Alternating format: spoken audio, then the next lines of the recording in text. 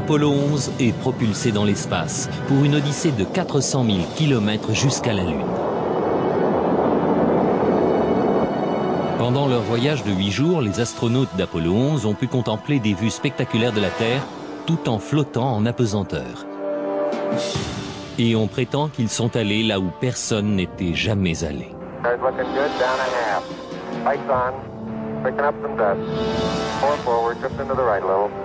Contact light. Okay, engine stop. We copy you down, Eagle. Listen, Tranquility Base here. The Eagle has landed. Pourtant, se sont-ils vraiment posés sur la Lune? La plupart d'entre nous le croient. Des millions de personnes ont vu à la télévision le module lunaire se poser et entendu prononcer ces paroles inoubliables. That's one small step for man. One giant leap for mankind. Mais jusqu'à aujourd'hui, certains prétendent que pour croire au petit pas de l'homme, il faut faire un grand bond dans la foi. Bill Kaysing était analyste et ingénieur pour Rocketdyne, l'entreprise qui a conçu les fusées Apollo.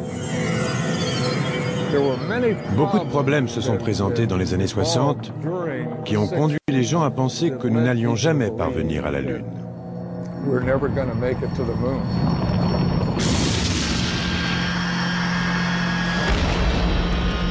Il y a 30 ans, Bill Kaysing regardait avec le reste du monde Apollo se poser sur la Lune. Mais ce qu'il a vu à la télévision après son expérience à Rocketdyne l'a laissé sceptique. À l'époque, tout ça m'a paru bidon. Je pense qu'intuitivement, je savais que ce qu'on nous montrait n'était pas vrai. En étudiant les images de plus près, il fut choqué de trouver plusieurs invraisemblances.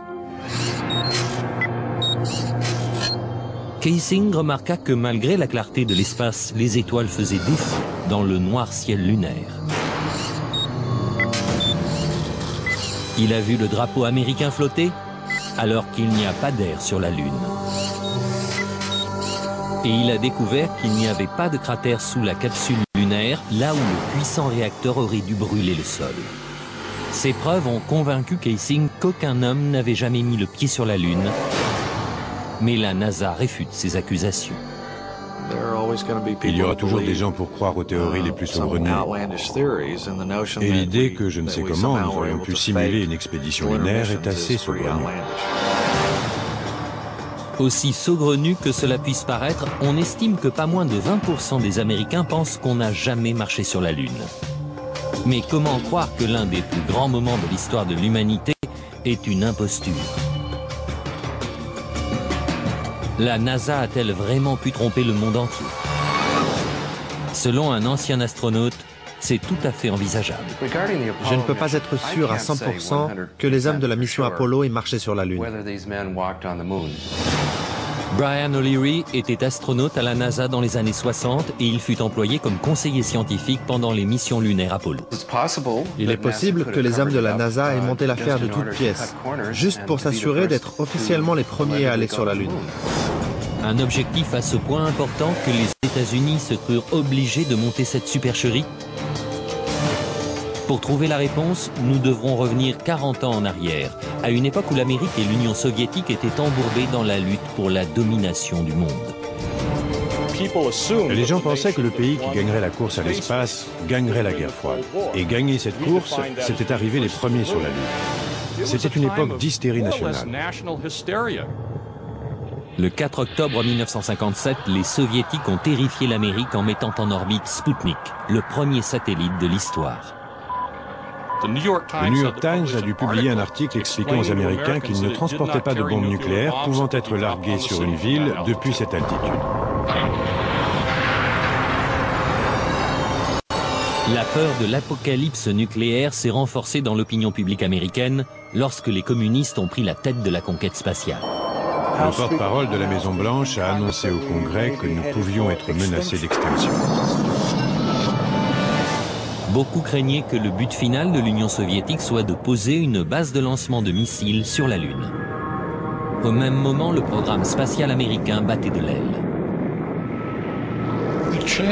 Les chances d'atteindre la Lune et de revenir sur Terre sain et sauf étaient de l'ordre de 0,0017%. Autrement dit, c'était pratiquement impossible.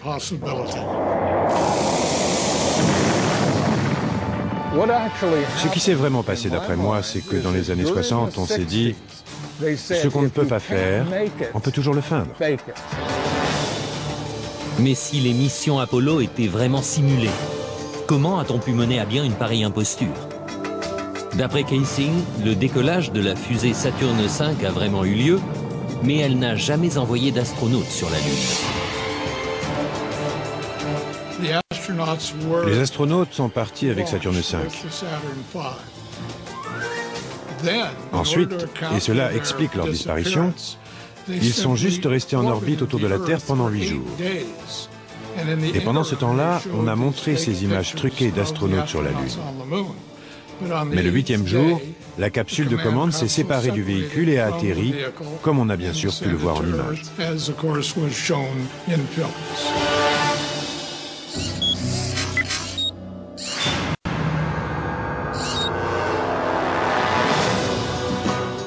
En 1968, cette théorie a inspiré le film Capricorn One, dans lequel le gouvernement tente de tromper le monde en simulant une mission sur Mars. We do not claim this planet in the name of America. We claim it in the name of all the people of the planet Earth. Les images d'Apollo sont d'ailleurs étrangement similaires à celles du film. Le producteur Paul Lazarus suggère que l'intrigue du film relève plus de la réalité que de la fiction. Je pense que la NASA avait les moyens de mener à bien la plus grande imposture de tous les temps. Elle pouvait recréer la scène dans un studio de télévision sans jamais envoyer personne sur la Lune. Je pense que c'était réalisable à l'époque. La technologie le permettait.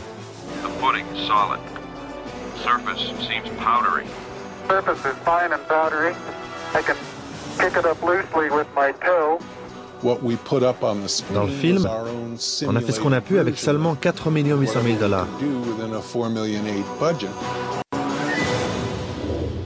Mais selon Kaysing, avec ses 40 milliards de dollars de budget, la NASA avait les moyens de monter un canular.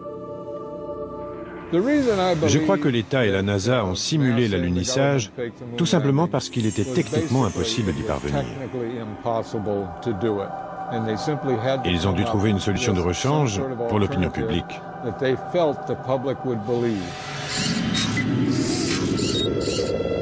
D'après Kaysing, les alunissages étaient en fait filmés en plein désert du Nevada, dans une base militaire secrète connue sous le nom d'Air 51. L'Air 51 est l'un des sites les plus secrets des États-Unis.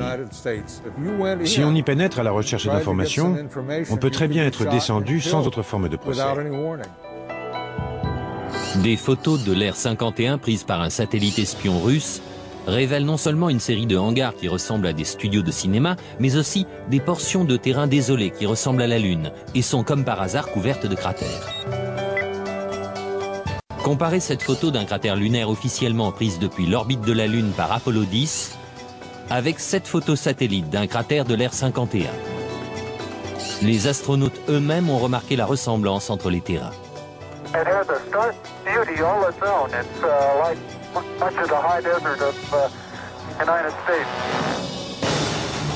Est-ce qu'on a vraiment pu faire croire à des milliards de personnes que le désert du Nevada était la Lune?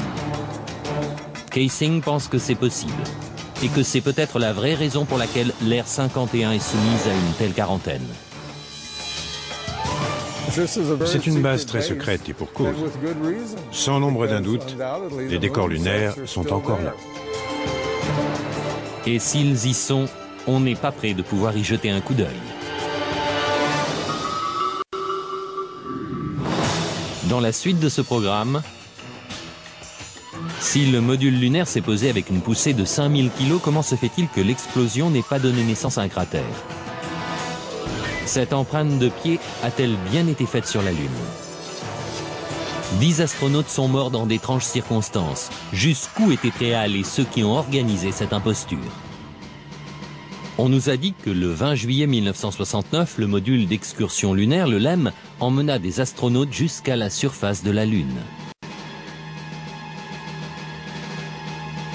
Mais ne s'agissait-il pas plutôt d'une maquette déposée par des câbles sur un plateau de cinéma? Selon Bill Kaysing, cela pourrait expliquer l'absence de bruit de moteur dans les documents officiels de la NASA.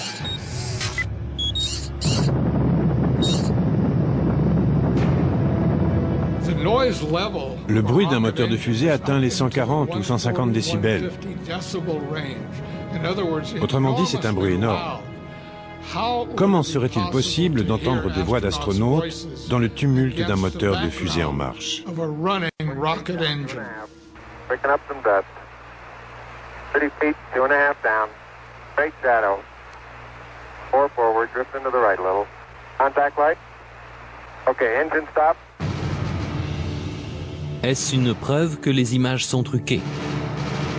Qu'elles auraient été tournées en environnement contrôlé, ici, sur Terre?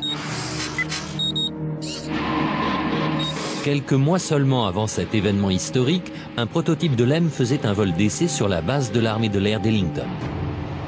Pendant que des caméras de la NASA enregistrent le vol d'essai, Neil Armstrong se débat avec un engin indomptable. Finalement, à 100 mètres d'altitude, il finit par perdre le contrôle de l'appareil, mais réussit malgré tout à s'éjecter au dernier moment.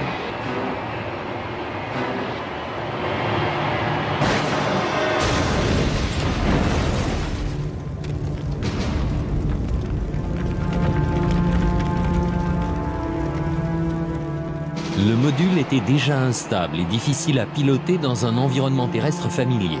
Comment aurait-il pu alors se poser parfaitement sur le terrain inconnu de la Lune? Le LEM avait un seul moteur principal.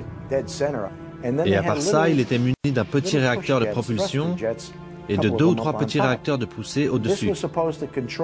Les astronautes étaient censés contrôler l'altitude pendant la descente. Eh bien, je vais vous dire un secret. Si quelqu'un avait bougé d'un poil dans la cabine, ça aurait affecté l'équilibre des poids. Et elle se serait mise à basculer et à tourner sur elle-même.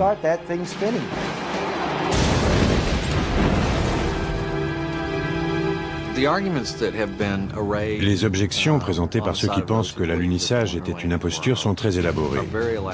Et elles doivent l'être pour défendre une théorie pareille. Mais il y a une preuve qui reste irréfutable. Sur la surface de la Lune, il y a toujours des empreintes de pas, des empreintes de bottes.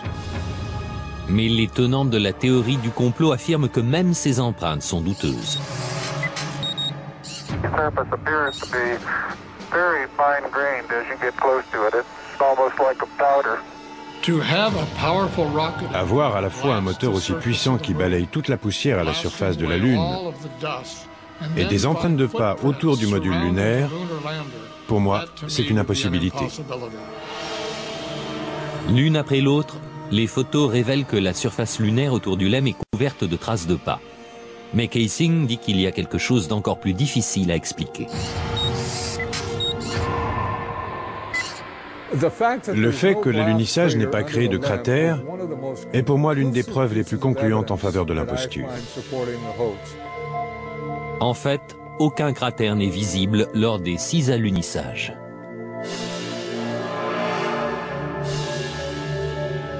Mais Paul Fjeld, spécialiste en LEM, dit pouvoir nous expliquer pourquoi le module lunaire n'a pas créé de cratère en se posant sur la Lune. La force émise par les réacteurs lors de la descente est environ de 700 à 1000 kg. Ça fait seulement voler de la poussière, ça ne fait rien brûler. Et pourtant, même les illustrations scientifiques de la NASA montrent clairement un cratère sous le module. Et puis il y a encore une chose. S'il s'était vraiment posé sur la Lune, cette poussière serait ensuite retombée. Or, on n'observe pas la moindre trace de poussière sur les pieds du module lunaire. Cela seul a suffi à me faire penser que ce que je voyais ne pouvait pas être un module qui s'était posé sur la Lune. Le LEM n'était-il qu'un prototype installé sur un décor de cinéma? L'empreinte qu'Armstrong a laissée en disant « un petit pas pour l'homme, un grand bond pour l'humanité » a très bien pu être faite sur l'Air 51.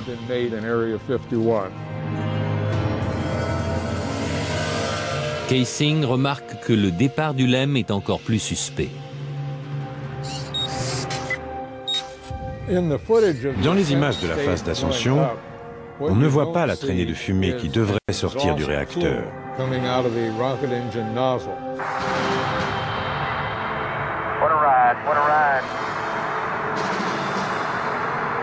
Que voit-on?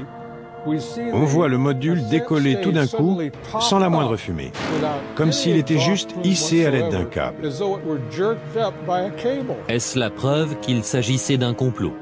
Le gouvernement était-il capable d'une mystification d'une telle envergure? Pour présenter tout cela comme une supercherie, ils doivent nier toutes les preuves et tous les tests scientifiques qui témoignent des alunisages.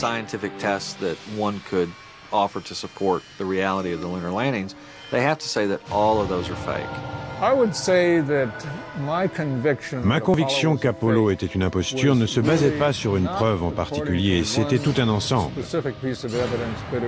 Tout ça était bidon. Et maintenant,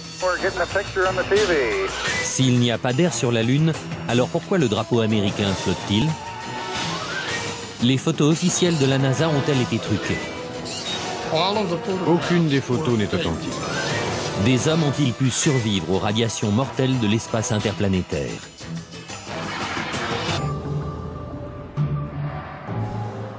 Si les alunissages ont vraiment été filmés dans un studio de cinéma, alors où sont les preuves? D'après David Percy, réalisateur et photographe de renom, la preuve est dans les photos et les films de la NASA elle-même. Nos recherches tentent à montrer que les images des missions Apollo ne sont ni authentiques ni justes. Pour nous, les images d'Apollo sont truquées. Elles sont remplies d'invraisemblances et d'anomalies. Selon Percy, l'examen de ces images conduit à penser que l'homme n'est pas du tout allé sur la Lune.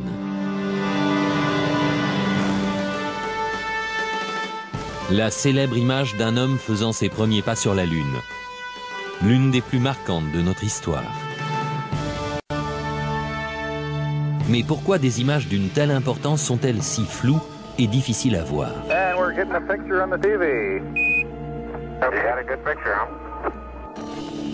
La NASA impute ses résultats à la technologie des années 60. Si l'on revient en arrière, la vidéo de la mission Apollo 11 est de bien mauvaise qualité selon nos standards actuels. Ce sont des images spectrales qui n'ont pas l'air très réelles. Cela est dû au transmetteur et à la caméra dont on disposait à l'époque pour la mission Apollo 11. Mais Bart Sibrel, journaliste d'investigation, pense que la NASA a volontairement brouillé les images. La NASA a orchestré l'imposture de façon tout à fait unique. Grâce à la télévision, ils étaient en mesure d'obtenir une image qu'ils contrôlaient complètement, en noir et blanc, avec du grain. Et cette image a persuadé tout le monde que l'homme avait marché sur la Lune. Nous n'avions aucune raison d'en douter. C'est triste à dire, mais c'est quelque chose de très facile à faire. Pour les tenants de la théorie du complot, ces images floues constituent une preuve supplémentaire.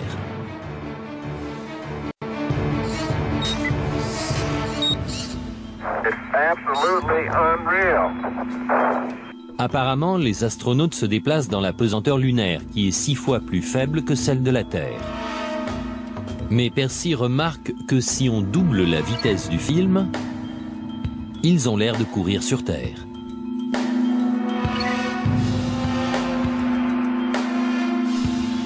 Même chose avec le patrouilleur lunaire. En accéléré, on dirait qu'il se déplace sur Terre. Mais une autre question est particulièrement troublante.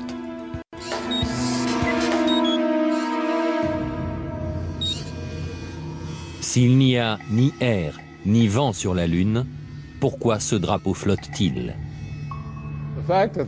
Si le drapeau flotte sur la Lune où il n'y a pas d'atmosphère, c'est qu'il y a eu un petit coup de vent sur l'Air 51 pendant le tournage. Ces astronautes seraient-ils vraiment en train de planter un drapeau dans le sol lunaire? Ou bien y a-t-il anguille sous roche? Et que penser des photographies? Pour certains, les encombrantes combinaisons spatiales auraient rendu extrêmement difficile la manipulation des appareils que les astronautes portaient sur leur poitrine. Jan Lundberg a conçu ces appareils. Une fois sur la surface lunaire, en tenue et avec l'équipement de survie, ils ne pouvaient pas voir les appareils. Ils ne pouvaient pas pencher leur tête assez bas. Ils n'avaient pas de viseur. Ils devaient viser en déplaçant leur corps.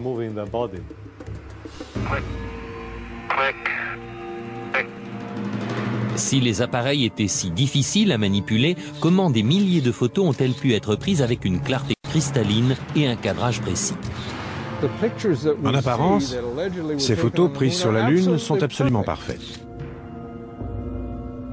Mais en les examinant de plus près, Kaysing a fini par découvrir certains défauts. Des erreurs malheureuses ont été commises qu'aujourd'hui on commence à découvrir. Principal problème, l'éclairage.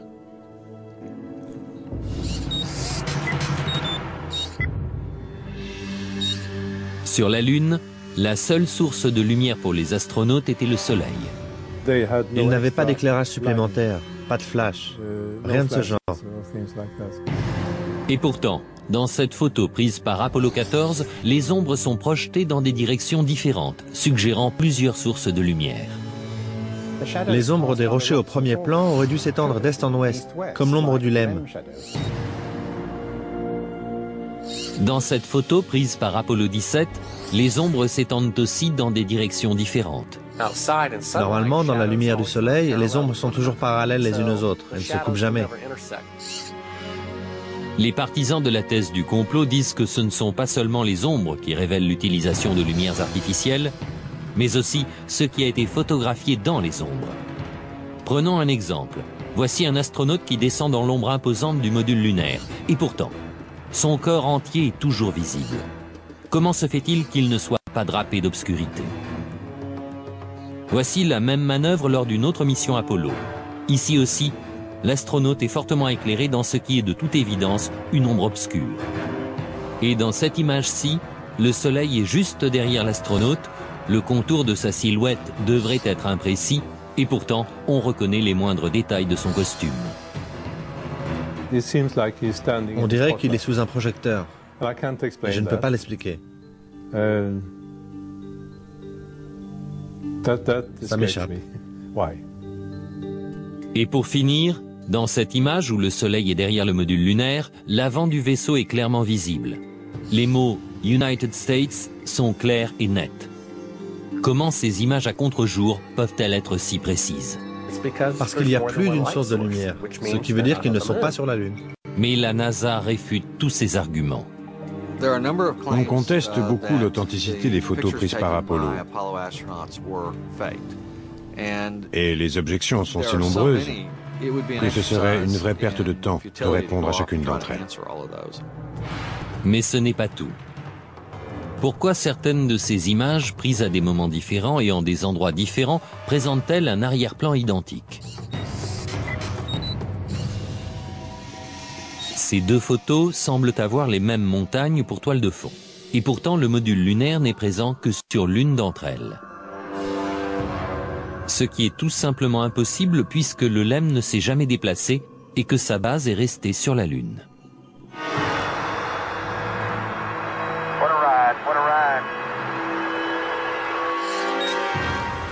Certains pensent que la même toile de fond a été utilisée pour prendre deux photos tout à fait indépendantes. Les mêmes incohérences apparaissent dans la vidéo. La meilleure preuve, ce sont les anomalies picturales dans les photographies du voyage sur la Lune. Dans l'une des photos d'Apollo 16, on a la même vue de la même colline à 2 jours d'intervalle.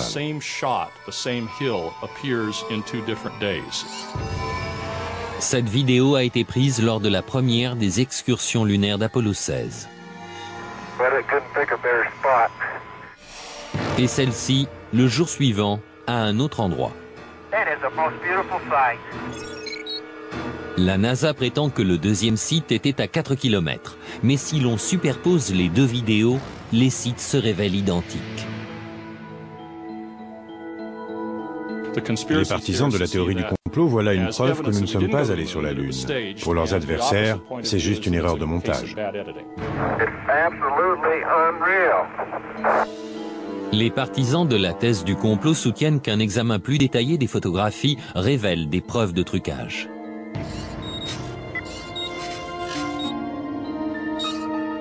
Des croix étaient gravées dans les appareils photo, afin de repérer le haut de chaque image. Mais dans cette photo, le repère est derrière le patrouilleur lunaire. C'est impossible. Ça ne peut être que le résultat d'une manipulation technique. Et sur cette photo d'Apollo 11, le matériel au premier plan recouvre la croix. Ici, c'est le drapeau américain qui couvre l'une des branches. Et l'astronaute couvre l'autre. Questionnée sur ces photos et vidéos douteuses, la NASA nie en bloc les accusations. Il y a toutes sortes d'accusations, des plus sophistiquées aux plus ingénues. Il y a des arguments qui sont optiquement faux, physiquement faux, scientifiquement faux, historiquement faux. Il y a beaucoup d'âneries là-dedans. Mais quoi qu'en dise la NASA, les partisans de la théorie du complot maintiennent qu'Apollo était une supercherie.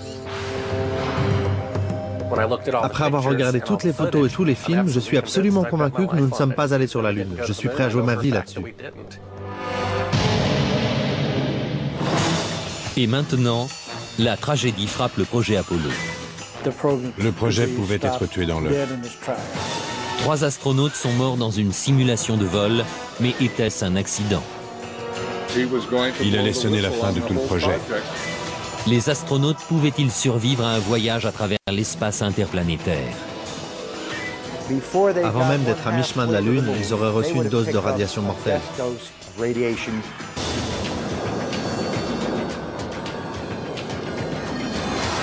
S'il y a vraiment eu complot, comment la NASA a-t-elle pu organiser une aussi vaste supercherie sans que quelqu'un ne tire la sonnette d'alarme de l'intérieur?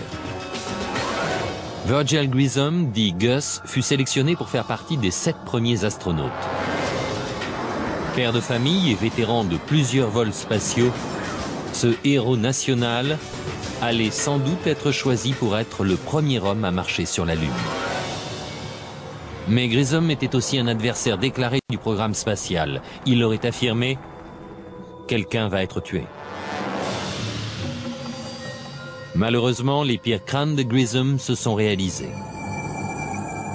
Le 27 janvier 1967, 2 ans avant le premier alunissage, Grissom et son équipe embarquèrent dans la capsule Apollo 1 pour une simulation grandeur nature. Les problèmes ont commencé presque immédiatement. D'abord avec les systèmes de communication.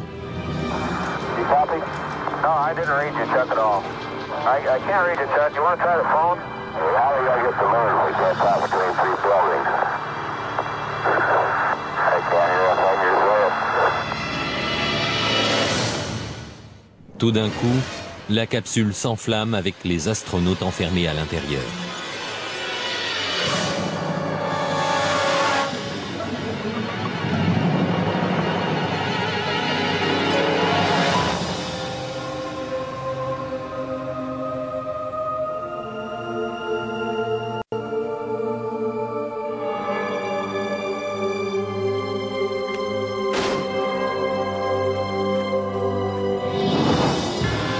Gus Grissom,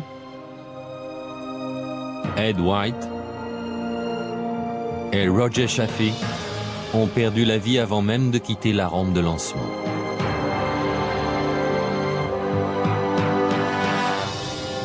La famille de Gus Grissom pense que l'incendie d'Apollo 1 n'était pas un accident.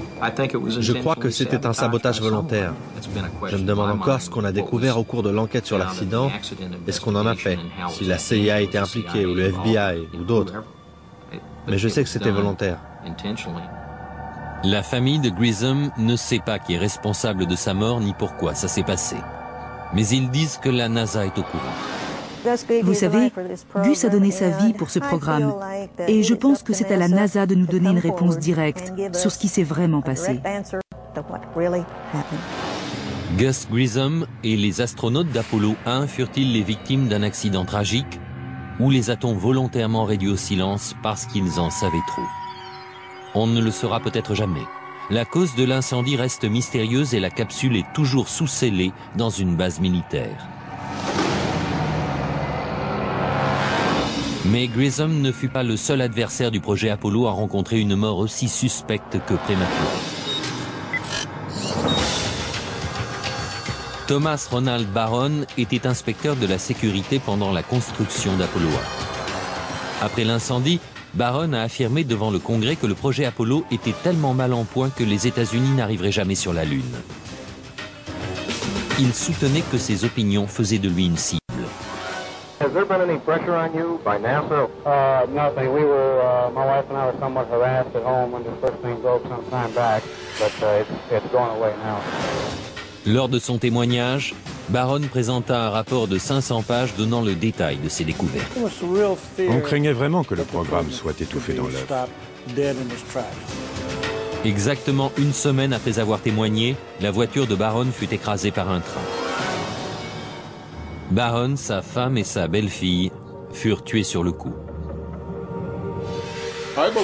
Je crois que Thomas Ronald Barron a été tué parce qu'il savait la vérité sur le projet Apollo. Le rapport Barron a disparu mystérieusement et jusqu'à ce jour, on ne l'a pas retrouvé.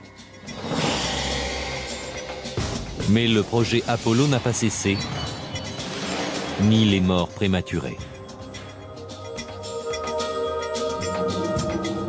Entre 1964 et 1967, pas moins de 10 astronautes ont perdu la vie dans des accidents étranges, ce qui représente 15% des astronautes de la NASA.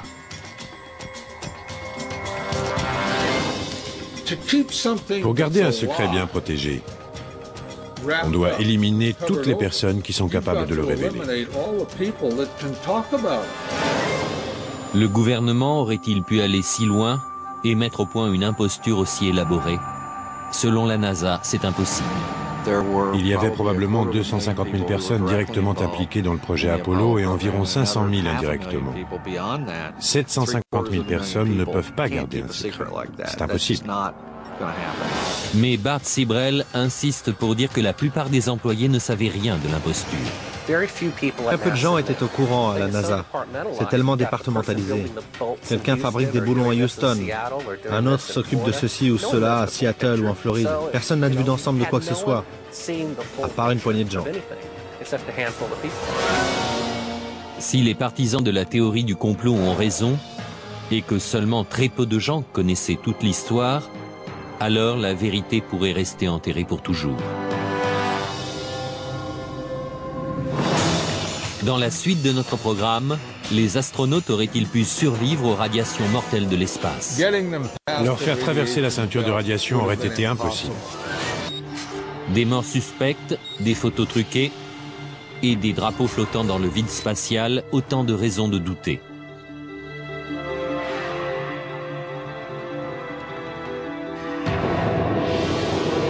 Mais certains pensent aussi que les astronautes n'auraient jamais survécu au voyage.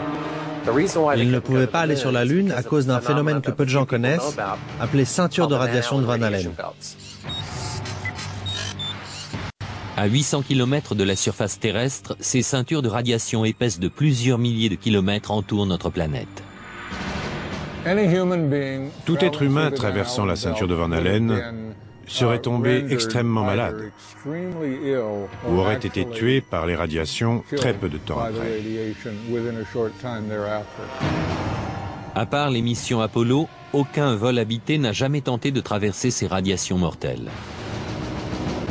Toutes les missions habitées de l'histoire, Gemini, Mercury, Skylab, sont restées en dessous de la ceinture de radiation, à part celles qui sont allées sur la Lune. D'après le physicien Ralph Reney, pour protéger les astronautes, la capsule aurait eu besoin d'un revêtement de plomb de 2 mètres d'épaisseur.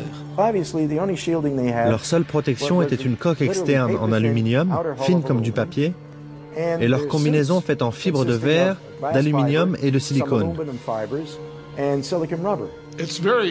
En ce qui concerne les radiations, il est très intéressant de noter que les astronautes n'étaient protégés que d'un film d'aluminium très fin, alors que sur Terre, on nous recouvre d'un bouclier de plomb pour une radio des dents. Mais pour certains, même en ayant échappé à la ceinture de Van Allen, les astronautes auraient fini par être tués par des doses plus fortes encore rencontrées plus loin dans l'espace. En effet, des explosions violentes à la surface du Soleil, les orages magnétiques, remplissent l'espace d'une radioactivité intense. Un orage magnétique peut multiplier l'intensité des ceintures de radiation par 1000. D'après René, la mission Apollo 16 coïncide avec l'un des plus intenses orages jamais observés sur le Soleil. Une immense éruption a fait le tour du Soleil, la plus grande éruption du XXe siècle. Elle ne s'est pas arrêtée pendant 3 ou 4 jours, parcourant lentement toute sa surface. Bien que les effets des radiations soient terrifiants, la perte de cheveux, le cancer, les éruptions solaires n'ont fait aucun mal à l'équipage d'Apollo 16.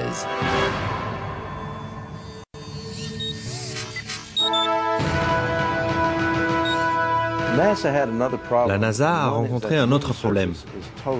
La surface de la Lune est tout à fait hostile à l'homme dans l'obscurité, y compris dans n'importe quelle zone d'ombre créée par un vaisseau. Les températures descendent jusqu'à moins 160. Au Soleil, au contraire, les températures montent jusqu'à plus 120. René affirme aussi que ces tenues spatiales avec un liquide de refroidissement intégré ne pouvaient pas protéger de la chaleur intense et des radiations. Mais la NASA rejette cet argument. La thèse qui prétend que les radiations sur la surface lunaire auraient dû atteindre les astronautes est infondée scientifiquement. C'est aussi une mauvaise compréhension des protections qu'offrait leur équipement. Les costumes spatiaux qu'ils portaient étaient incroyablement résistants à beaucoup de choses.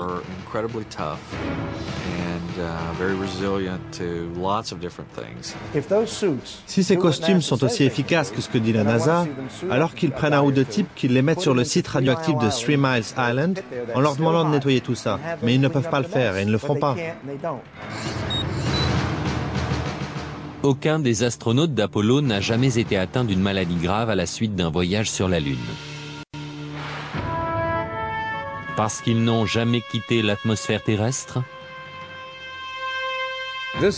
C'est la principale raison pour laquelle les Russes n'ont jamais vraiment voulu envoyer des hommes sur la Lune. Était-ce la peur des radiations mortelles qui poussa les Russes à abandonner leur projet de voyage sur la Lune? D'après l'un de leurs principaux cosmonautes, ce facteur fut déterminant. Bien sûr, nous étions inquiets à l'idée de nous jeter dans l'inconnu de l'espace. Bien sûr, nous avions peur. Nous n'avions aucune idée des effets possibles de ces radiations sur l'être humain. Nous imaginions même qu'elles pouvaient pénétrer le vaisseau spatial lui-même.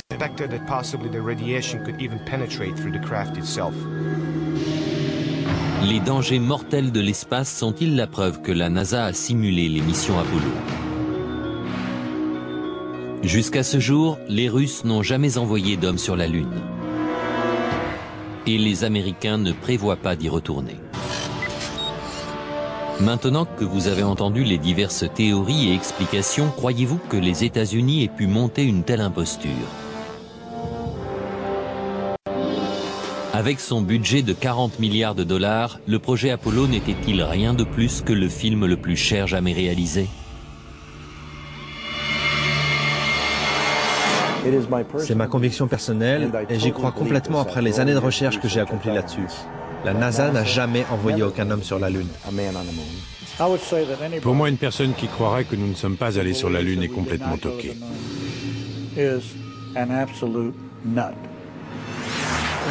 Je veux bien qu'on me traite de toqué, de cinglé ou de fêlé.